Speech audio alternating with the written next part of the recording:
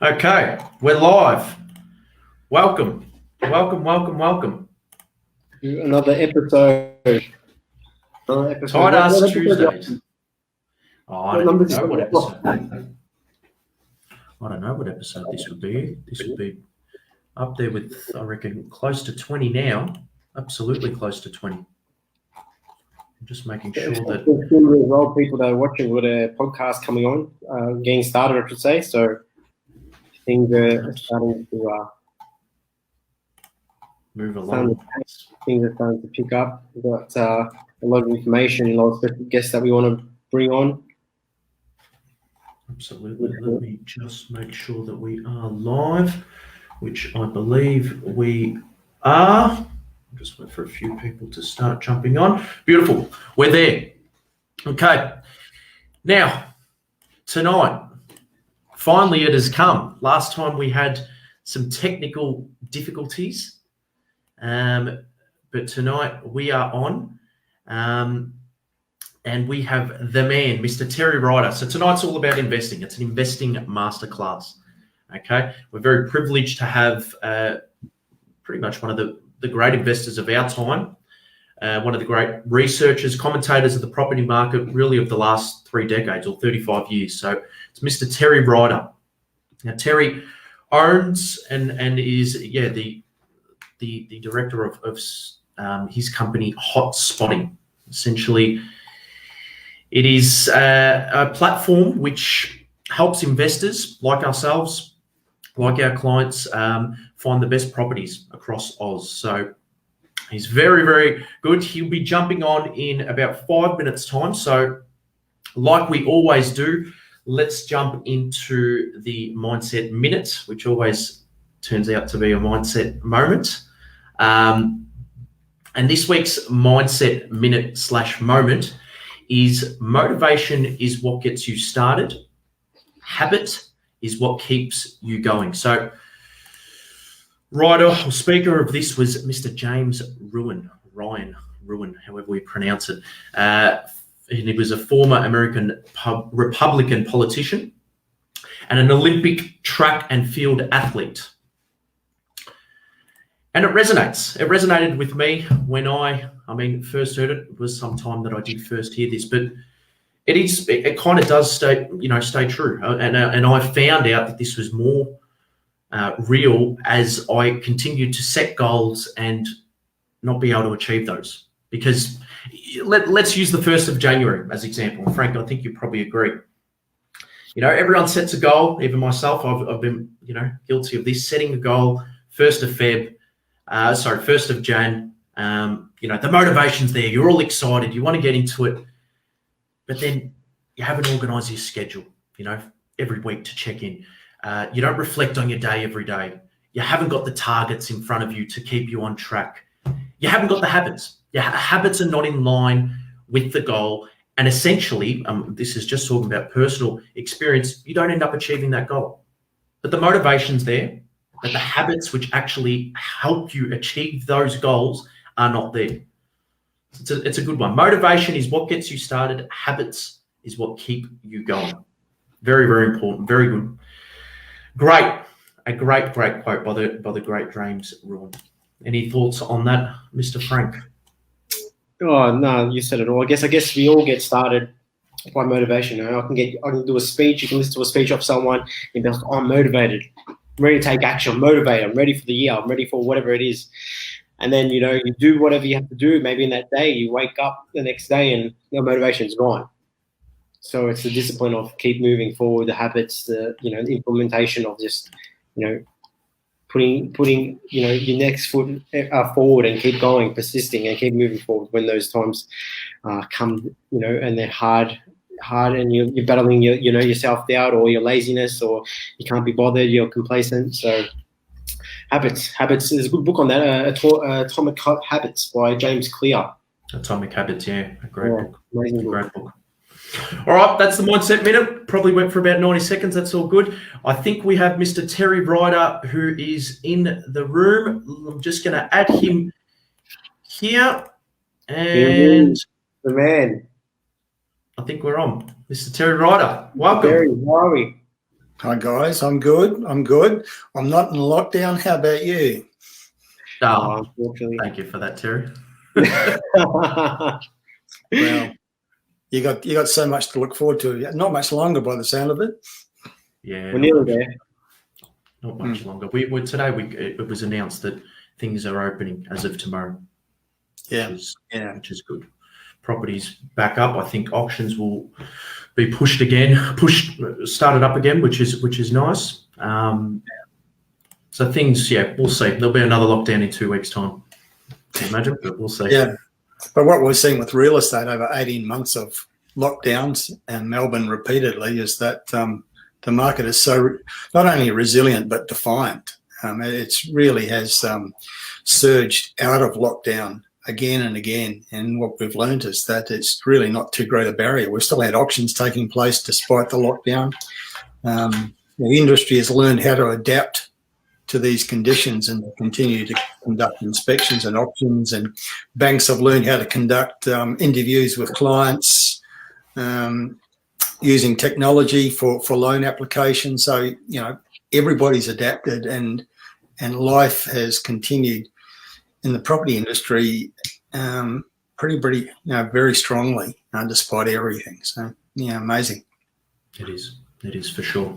Absolutely, and you need to adapt, especially in these times. You need to adapt to stay above. Terry, I did do a quick little intro for yourself before you jumped on, but if you want to just quickly touch on, I guess, who you are, Hotspotting, the amazing company that you have, and then we'll get into today's session.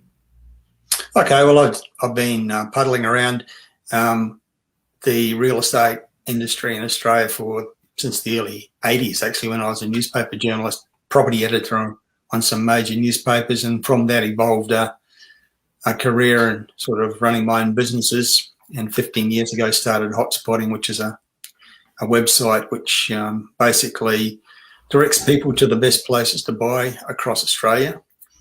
And it's really thriving right at the moment with so many people feverishly interested in real estate. But that's both a good thing and a bad thing, and we'll talk about that as we get into the conversation, I think. Yeah, absolutely. That's I guess something I even wanted to kick off with, the current market itself, and exactly what you just touched on. The dangers right now with the current market, people overpaying for properties, or doing some really silly things that we see in our own business, but just in general. Like you've said multiple times, people being able to throw a dart at the map of Australia right now and pick a winner for the next, couple of years. But long term, which is the dangers. Your thoughts on that? Yeah, well, I think there's two great dangers at the moment, and one is that people will buy in the wrong place, and the second one is that people will pay too much.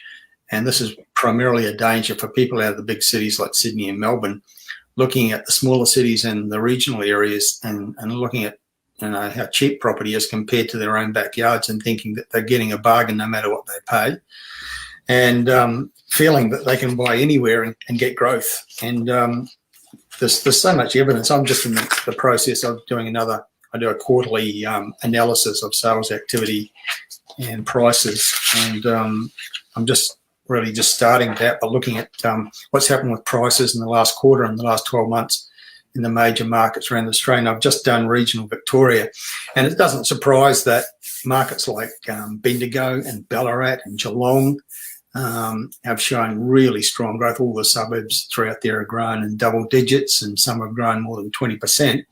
But what is truly amazing is the number of small country towns that across regional Victoria that have shown growth of 20%, some of them more than 30%. There's a couple that are up 38% in the last 12 months.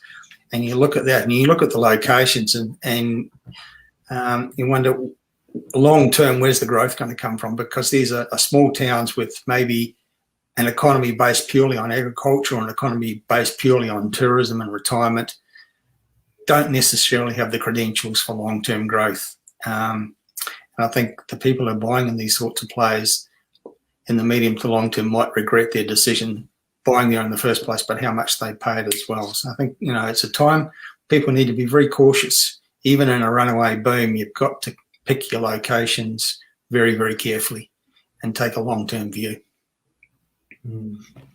Even more so. Sorry, Frank, go for it.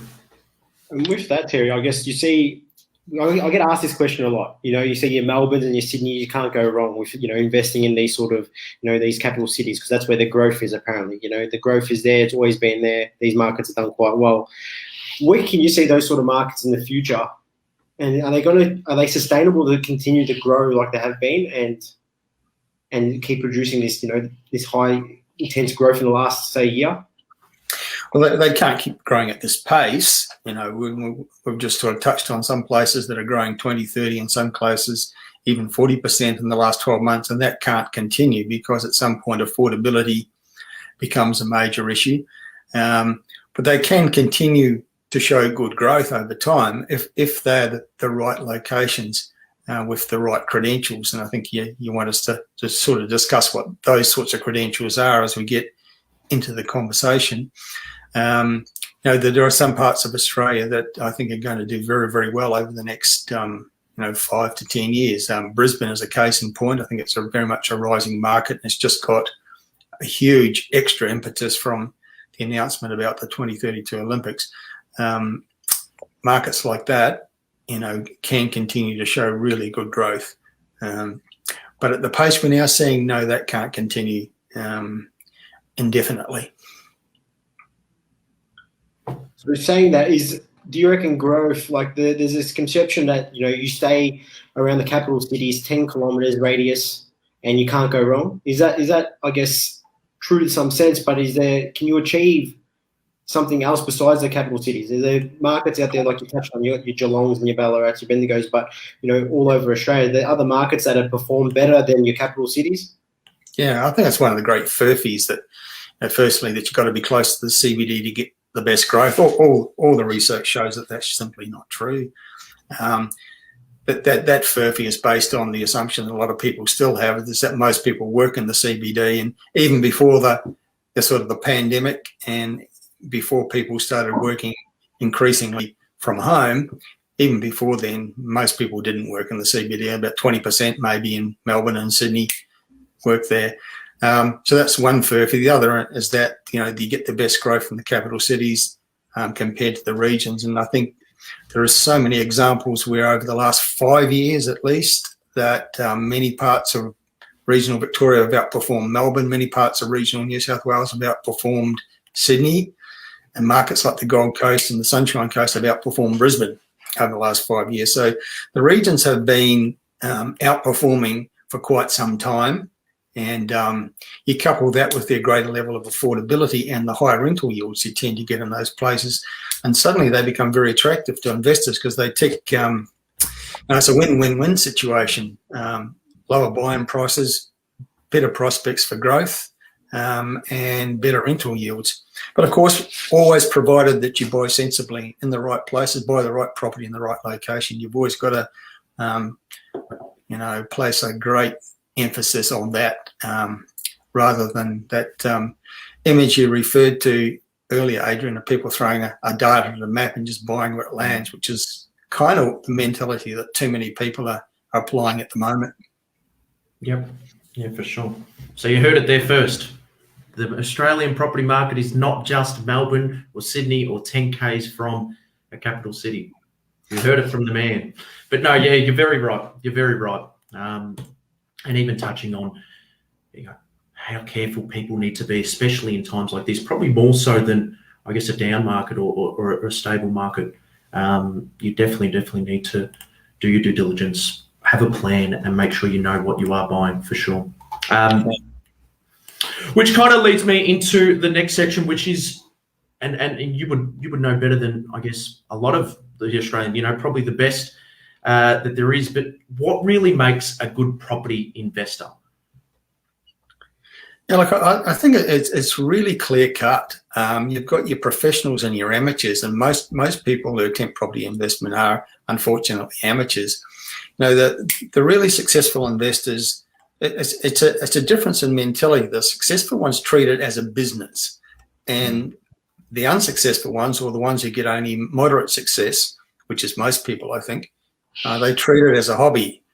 And people who realise that property investment is a business, they understand the business mentality. You've got to be prepared to spend money to make money. Most Australian property investors aren't. They're not willing to spend on a good advice, not willing to spend on good information. They want to do everything on the cheap, and they expect to get great results. And it simply doesn't work like that. So the ones that I know that have been truly successful and have large portfolios that are really performing for them are those who have approached property investment as a business, and they realise that you've got to spend money to make money. Therefore, they've been willing to pay for good advice in a range of different disciplines, good mortgage broker, good buyer's agent, good source of research, a good accountant who understands real estate, a good solicitor who understands real estate. All of those people often say to people, before you build your portfolio, you've got to build your team. And it's so important to have that good team before you start committing large sums of money, to invest in real estate. And if you do that, you're more likely to make really good choices, buy good property in good locations. And you benefit in the long run by being willing to spend that money up front. Sadly, most people don't. For sure. And we actually had that conversation last week, Frank, regarding our business. Obviously, we're pretty new to the buyer's agency, our own business. We're just over a year when we created the business, and we've now, the last 6 months, have kind of just realised in our own business, it's until you start spending money and actually get good people around you that you're really going to gain success and gain traction. Just from that point of view. But it can really be passed on from property to every bit. You always need a good team. Frankie always says, there's no such thing as a self-made billionaire or millionaire. Always need to have that team around you, which I think is very important. Look at anybody who's succeeded in any field of endeavour. I mean, I'm still got images in my brain watching Ash Barty win Wimbledon recently, and she's the first one to acknowledge that her success has been totally reliant on the team she's got around her and how much support and dedication that she's got from them. And I'm sure that the young Australians now winning gold medals at the Olympics in the pool would say the same thing. It's their coaches and their support team that without which they would not have achieved the success that they have. And it's exactly the same in property investing. You want to be a gold medal winner, you want to strike gold in real estate, you've got to have a good team around you before you really start committing the big money. For sure. I want to go a little bit back, Terry, about, back in 2000, we had the nationwide boom of Australia, 2000, 2005. And currently we're seeing that at the minute. Well, what's different from 2000 and now in 2021? Yeah, I mean, the one thing that in common is back then, that period you talked about, the last time there was a truly genuine nationwide boom, was that everywhere was rising strongly. And that's what we have now at the moment. The big difference is really what's driving it this time, because it's arisen out of circumstances where a lot of people didn't, a lot of people expected the opposite, didn't they? A lot of the economists 12, 15 months ago were predicting a collapse in property values. So it surprised a lot of people. But when you think about it, you think of all the forces that have been gathering, all the different elements that are feeding into this, it starts to make sense. So we've got, for example, a very high level of government stimulus in the mix, and we didn't have that so much back at the start of the century in that previous boom. We've got the expat factor. A lot of Australians coming back in large numbers, very large numbers, to escape COVID hotspots.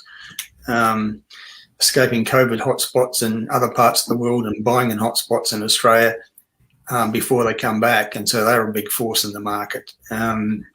We've got incredibly low vacancy rates and rising rentals. That's a factor that's stronger now than I've ever seen in the 30 plus years I've been doing this.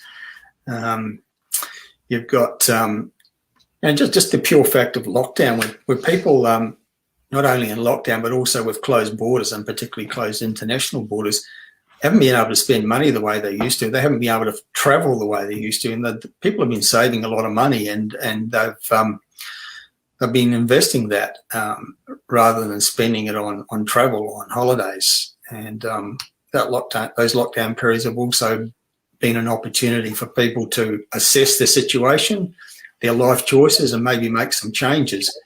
And then you've got that factor where the lockdowns have forced people to work remotely, and more people have realised that works for them, and it also works in some cases for the employer. So that's also a huge factor, because it's driving all this demand we're seeing in the regional areas and the smaller capital cities. So all those things and a whole lot more are very, very different to anything we've ever seen before. That's probably why the economists, God help them, found it so hard to predict. Let's face it, they don't know that much about residential property. But the unique circumstances made it very, very hard for them to call, and they got it totally wrong. Fortunately, some of us got it right, and there's a lot of people out there benefiting from it right now. And why do you think that is, Terry? All these years, you got these economists, these professionals that come on, Channel 9, Channel 7, and, saying all these remarks, but, like your Harry Dents and, all the rest of them. But how come they can't predict, what's happening with the market? They've been around for so long, and they just keep saying it's going to drop, and it's not true. It's not their area of specialty, is it? I mean, they're economists. They're not residential property research specialists. There's a relatively small number of those around Australia. We're one of them, but there are others like Simon Presley at Propertyology and Louis Christopher at SQM Research. They're the people who sort of live and breathe real estate markets and information every day, but economists don't. They turn their attention to real estate once in a blue moon, and they're never out there at the coalface, talking to people at ground level to find out what's really going on and understanding it. It's kind of like, I know you guys are into your AFL, God help you, but when the grand final comes along every year in September, it's a big, big occasion, and there's a big television telecast of it.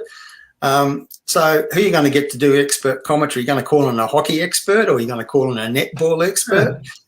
No, you're going to call in a bona fide, probably a famous former player, AFL expert. And that's what it's like when you call an economist to analyse real estate. You're calling in a hockey expert to analyse the AFL grand final. You just wouldn't do it. The howls of protest would be deafening. So I don't know why journalists think that economists are the go-to people to make sense of real estate, because they just get it wrong again and again, because it's just not their thing. And remember, negativity does sell, yeah? Or sorry, yeah, those big headlines do sell. 15% drops, 20% drops. They, it's a bit more eye-catching than, a 7% growth as per usual. But that certainly is a mentality in media, that negative sell. I think they're wrong. I think they don't understand their market, their public, their consumers terribly well. I think what people want, what consumers want from media is good information. That's right. That's not negative, positive. They just want good information, and they don't get it about real estate from mainstream media at all. They get misinformation, they get sensation, they get a lot of negativity, usually wrong, and because the choices that people make involve spending a lot of money, and they need to get it right. And so you can't get it from media. You're not going to get it from economists. Where are you going to get it from? You've got to find the right sources. That's really important. As I said, you've got to build your team. Find by whatever means real experts in a range of disciplines we talked about before, and so that you can talk to those people who know and get the sort of guidance you need to make good choices. For sure. Now, Eddie, Terry, you and Simon, who you just mentioned before, Simon Presley, two of probably the best, property analysts, I believe. And not just saying that because you're on our show today, but I believe you have picked some markets that have done incredibly well over the time. And I had the chance to speak with Simon, during the start of the year, at the start of this year, and he was saying this is going to be the biggest nationwide boom that Australia's ever been in. is that something that you can start to see already, or compared to what it was back in 2000? Yeah, I think he's right, and I think we're seeing it already. And the question that remains is just how long it will go on for to prove him right. But I think he's right, and I have the same feeling. And the reason for that is that there are so many factors in this, so many things that are pushing it, and some of them we haven't really felt yet.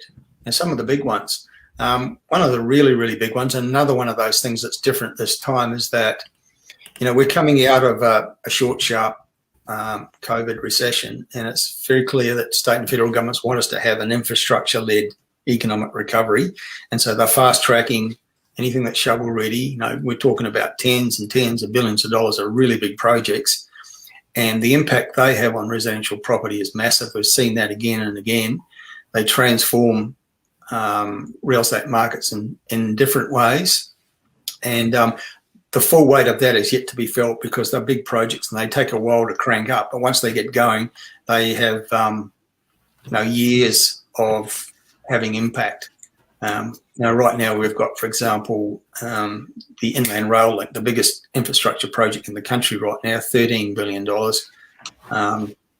and it's impacting regional markets along its route as it gets constructed. And we've seen, towns like Parkes have a mini boom as a result of that. Moree's, a town that most people probably never heard of or know where it is, out in western New South Wales. Its median price has grown 33%.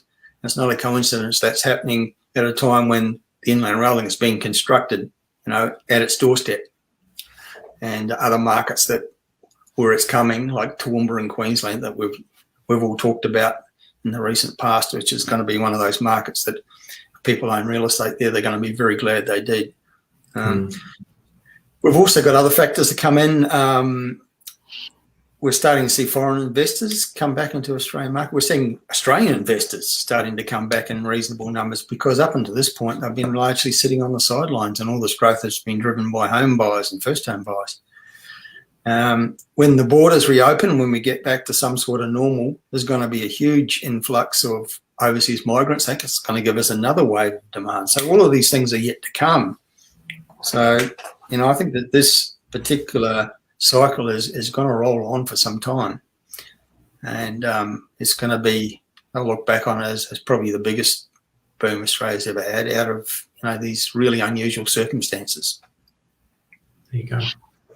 Heard there first. Now, we constantly get asked, I'm sure you probably get asked a hell of a lot more than us, the metrics to look into when trying to identify a hotspot. You just kind of touched on the infrastructure spend. I guess give us your top three of what you guys do in your own hotspot, your own company.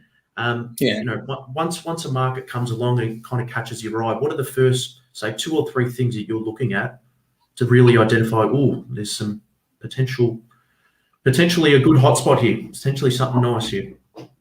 Yeah. I mean, we believe that fundamentally real estate markets arise out of local economies. Right. And that's why in normal times, not right now, because right now everywhere seems to be growing, but normally that's not what happens. We normally have some markets growing strongly, some markets growing a little bit, some stagnating, some falling a little, and some crashing. All those different things can happen at the one time in Australia because it's all about the local economy. So we look at that very strongly. And what we're looking for is diversity in the economy, and we're looking for signs of growth in the economy, creation of jobs. So we don't want to buy in a mining town. We don't want to buy in a town that's just about agriculture, which can be very vulnerable. If there's a drought or flood, that can really impact the local economy and therefore the local property market. So we're looking for diversity in the economy, 6 or 7 really strong strands. So we're looking for a Ballarat or a Bendigo or an Orange or a Newcastle, as opposed to a small country town where it's just about the farming community. So that's the first thing we look for. Then we do look for that infrastructure spend, because that's a real game changer that can really massively change the appeal of a market. It can generate lots of economic activity, create jobs. That's one reason why the Olympics is going to be so important for Brisbane, because of the big infrastructure spend it's going to precipitate. The boom's going to be before the games, not after it. So those are factors we look for. And then we look for forward-looking indicators. Like low vacancies is a great one. We've got vacancies really, really low. Rents will be rising and prices will follow. And that's one of the reasons why we've had so many of these regional areas growing so strongly, because they've just got vacancies well below 1% and upward pressure on rents, and prices are reacting to that. So that's a really good forward-looking indicator for people to keep in mind. We also greatly value looking at sales volumes and the trends with that. So we get quarterly data we buy it from a major data provider, and we analyse it. We look at the trends, whether sales activity is rising in each location around the country, whether it's just even or whether it's falling, because it's a great predictor of what will happen with prices. And so we put all those things together, and it helps us to identify the places that are going to outperform. Could go on for days on what you look at. Could go on for days. Yeah. There's lots of different things that have influences, and new trends emerge, and you've got to be very mindful of those. Right now, I think the two biggest influences are that exodus to affordable lifestyle. That's massive, and it was just interesting today, because we do this daily research thing, gathering articles and reports and information from wherever we find it. And there was some research from LinkedIn, which is not only a networking site, but also a jobs where people advertise positions for that are vacant. And looking at the trends there, and they're saying that they believe that this trend, which is driven largely by the ability to work remotely, and therefore maybe people can access a more affordable and different lifestyle, they feel that trend's going to continue because they're seeing it in the trends and what's being offered for jobs. More and more people are offering that flexibility to people. Absolutely. So that's a huge trend. And the other one is what I touched on before, the infrastructure-led economic recovery. So we just published this week our national top 10 locations with that in mind. So the areas we think are kind of most benefit from what we know about the big infrastructure projects that are coming up, because they can really transform markets. The Sunshine Coast is probably the best example in recent times, where that used to be a tourist town, and now it's a serious city, with a big property market that's been showing great growth. So we're looking for where's the next Sunshine Coast with those sorts of qualities. There's a little sneak peek, I guess, for the viewers if they're looking and they want to try and do it themselves. So I guess you just revealed a few things there that they potentially need to look at. I know there's a lot more to it. It's not a one-size piece of a jigsaw puzzle. There's got multiple jigsaw puzzles put together, and that's how you can determine a potential hotspot. That's what we do, but it's not easy to do. You've got to know where to find the information, and it's a big job. We've got a team pulling in information every day, and for the individual, they can't do that. They got jobs, they got families, they got lives. They just don't have time to do all that. And so, that's what we do to make it easy for people. We package it up in a report and say, we've done all the work for you. Here's a location we think is really good, and here's a report that explains why. I know you guys use that kind of information to arrive at the sort of places that you like to send your clients. Definitely. One of the places we've picked it up extremely well for our clients, and so I'm very happy, and I'm happy for the service I guess you do out you give to to everyone. So it's amazing. But I want to ask you, I guess, since you've started your business back in 06 was it, Terry? Yeah. What have you seen change, I guess, through the whole property journey? What have you seen? What's different from back then, from you started your business to now? Well, from the viewpoint of our business, it's a bit of a change in emphasis, and that's sort of borne out by some of the factors we already talked about. We started out providing a service to mum and dad investors, what we find is mum and dad investors are actually don't like spending money on stuff like research. And we've kind of changed our direction a bit, providing our services are more directed at the serious investors and the real estate professionals, because they are people with a business mentality and they're willing to spend money on advice and information, as opposed to the mum and dad investor who think they can just do it on the cheap. And I think it's a bit of a shame that people have that mentality, because I think that's why people get tripped up and make bad decisions. Because there's all sorts of free stuff out there, but the thing is, if it's free, it's probably not worth a great deal. Yeah. There you go. And Terry, I wanted to touch on, so obviously you've got a very successful business. Obviously you've been in the industry, you know property probably more than anyone else. You could talk about property for weeks on end. And do you yourself, obviously with your team, have you got a buyer's agent in your team? Have you got an accountant in that team? What have you got in your own personal team? Yep. Whenever I buy an investment property, I always use a buyer's agent. And some people might think, with all that sort of information and knowledge you have, well, why do you need one? Well, simply it's a time saver. I just don't have time. I think to buy a really good property takes a lot of hard work, and you would, because of the profession you're in, you'd understand that really well. It's a lot of work, and I just don't have the time because I'm running this business. And I'd much rather pay a decent fee to a good buyer's agent to find me the right property. Just such a time saver. So definitely that. Good accountant, yes. Good mortgage broker, yes. The one that I've been using for the last 10 years, I suppose. There's a particular firm that I always use for like the depreciation. That's also part of the team. Not so easy to from the solicitor viewpoint, because you've got to have a solicitor in the state where you're buying, and so it can be different every time. But I always take advice from people who are on my team, and they have contacts, they can direct me in the right direction there. So definitely have a good, strong team, and I think that's a characteristic. I mean, there's a guy who wrote to us the other day. He just wanted to let us know, because he's a really good guy. He's the most successful property investor I know. He's got over 40 properties. He said in his letter he's bought every one of them by following our advice, and his portfolio is worth, it was worth about, I think he said it was about $13 million 6 months ago, but now it's worth more like $15 million because the values have been rising so much.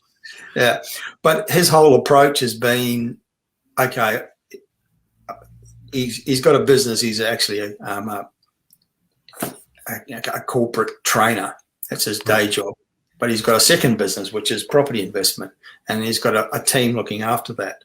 And he's very much of the philosophy, how important it is to have the team, be willing to spend money on it, and he's got a brilliant outcome. He's got a fantastic portfolio, all positive cash flow. He doesn't actually need to work, but he just likes what he does, so he keeps doing it. But it's a great role model, actually, a great example of how successful you can be with the right attitude. And he's only in his 40s, and he's done super well by going about it the right way. Amazing. There you go. We're not just talking crap every time we talk about a good team having around. We constantly pump it to our audience. And there you go. There you have it. There you have it. There you go. All right. Well, Frank, did you want to ask anything? Sorry, Ed. Cut you off. No, go for it. Sorry, I think I cut you off. We got a bit of a lag there. I want to ask about the mistakes, because that's something that people like to sometimes, know about. I guess the mistakes with yourself, you've been, doing this for a very long time. I guess with your journey, what's some of the mistakes, I guess, you made with your property portfolio journey? And look, I don't think I've ever really bought a bad property. I think property's been really good to me. You sort of applied basic common sense, buy property in good locations, and it tends to perform really well. The big mistake I've made is that I've sold some of it. And what I now know, because I know the follow-up question is, if you could give advice to the young you, what would it be? And the advice would be in 3 words: never, ever sell, dickhead. I mean, if I knew then what I knew now, I would have a bigger portfolio. But I think it's a very important lesson that you achieve wealth through property investment through accumulation, not through trading. It's not through buying and selling and upgrading. You buy something good and you keep it forever if you can. And you just keep doing that. And if you start young, by the time you approach 40, you should have a pretty good portfolio, and you may not need to have a day job. So that's the great learning. That's the big mistake, and that's what I would change if I could have my time over again. There you go. You've answered it both in a couple. Does that still push along to say if you buy a bad investment or not investment grade property, would you still apply those principles? Yeah. Well, I mean, I think the principle I'm espousing is you buy good property, and keep it. Right. Sometimes you might make a mistake. I think even if it's there's a couple of arguments about that. If it's not hurting you, don't it? Like, I mean, there's eventually markets do have their time to shine, even if they don't initially get the sort of results you want. And I think a few examples of properties which haven't initially shown a lot of growth, and eventually they did. But in the meantime, they were paying for themselves, so they wasn't hurting me to own them because they were positive cash flow. And so in that regard, they're good. And eventually something changed in that market and they started to show growth belatedly. The only flip side of that argument is that sometimes when you've got a lot of property and you've got consequent debt, it can prevent you from getting the finance you need for your next acquisition.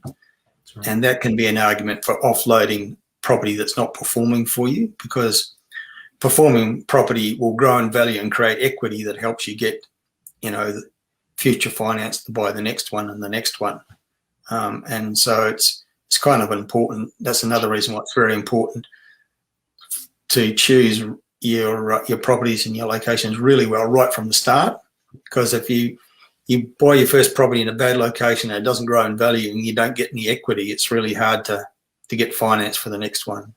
Whereas the flip side is that, you bought 3 years ago in Ballarat and you've created 150 grams worth of equity, it's relatively easy to go to a bank and say, well, this is what I've got and I want a loan to do it again.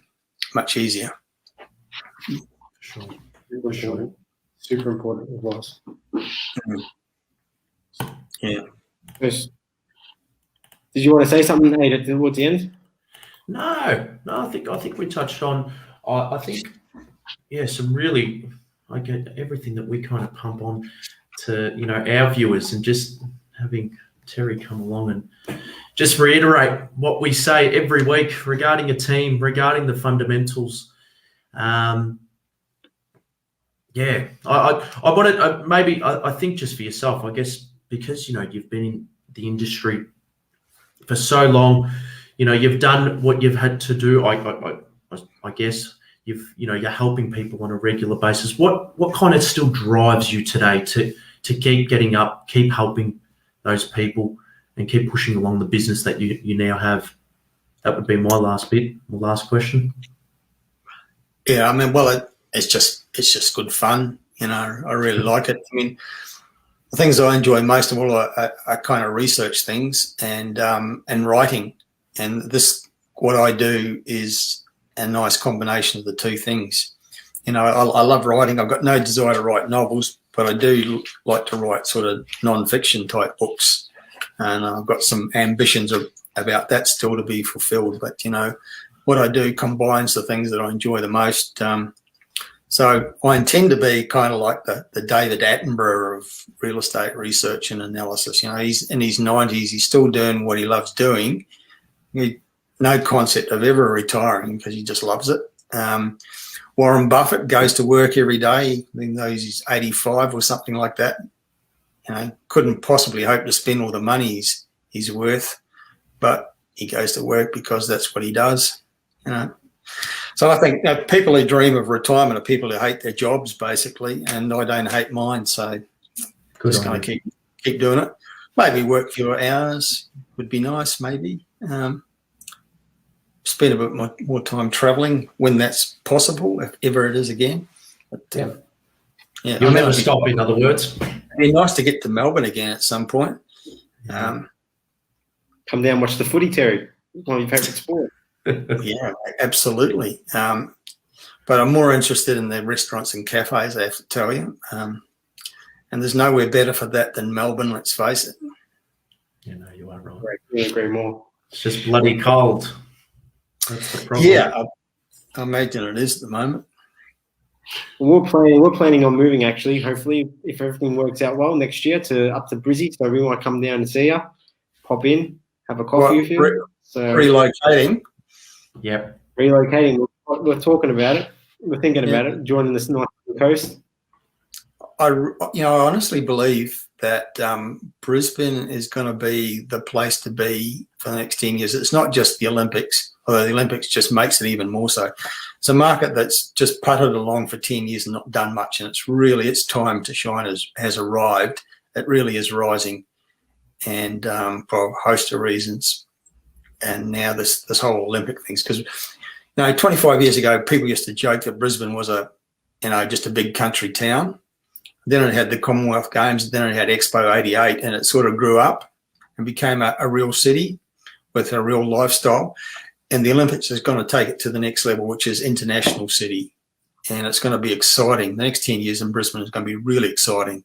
And I think real estate's really going to perform like it has never done before in Brisbane. So, that would be one of my parting thoughts tonight. So if you're thinking of making that move, I think it would be timely, and you probably won't look back.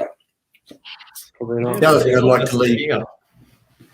like to leave your sort of listeners with is, the importance of having a good buyer's agent on your team right now, and more than ever before. It sort of maybe feels like, you don't need, because it's so easy. It feels like it's easy, but I think because markets are so competitive and things are selling so quickly, it's really, really hard for the average punter to find a way to operate in this market and be safe. It's easy to pick up a phone and buy something and pay too much and buy in the wrong place. But if you want to do it safely, sensibly, you really, now more than ever before, need a really good buyer's agent on your team to help you cut through all that. So I think, that's my parting thought for tonight. Amazing.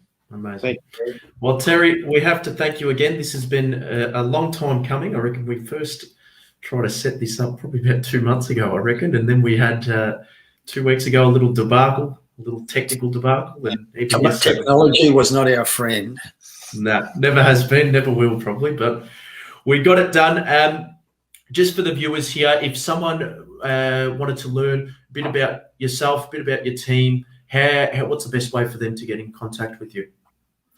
Well, if they want to just drop me an email, Ryder, RYDER, @hotspotting.com.au. That would be a good starting point. Or you can go to the website and have a look around, and there's a sort of like a chat box or a contact page. And those emails come through to me, and I always try to respond or send the inquiry in the right direction in the team. So that's a good way to start a conversation. Amazing. I'll pop it in the chat box for anyone who is interested. But Terry, we can't thank you enough. It's been a pleasure to work with you as well. This whole year, really. Thank you so much. We'll have to do this again soon, I think. Yeah, absolutely. As you can tell, I really do like talking about real estate. The hard part's getting me to shut up. So yeah, absolutely. This could go on. What's the time? There is no off button. No, I can't kick you out. I'll show you a bomber's scarf. That'll probably get you off. Well, I mean, you guys had such an opportunity to cement a place in the 8 at the weekend, didn't you? And Didn't quite happen. Yeah. We'll talk about that on next time. This could go on till 9 o'clock, I reckon. And just talking about football as well, not even about property. Exactly. And without considering the Olympics and everything else that's going on. Yeah, there's a bit. Absolutely. Okay, Terry. Well, again, thank you so much. Have a good night in sunny Queensland. And we'll be shaking in our boots in Melbourne. Thank you, Terry. Thanks All once right, again. no worries. Always a pleasure. Thank you again, Terry. Bye-bye. Bye.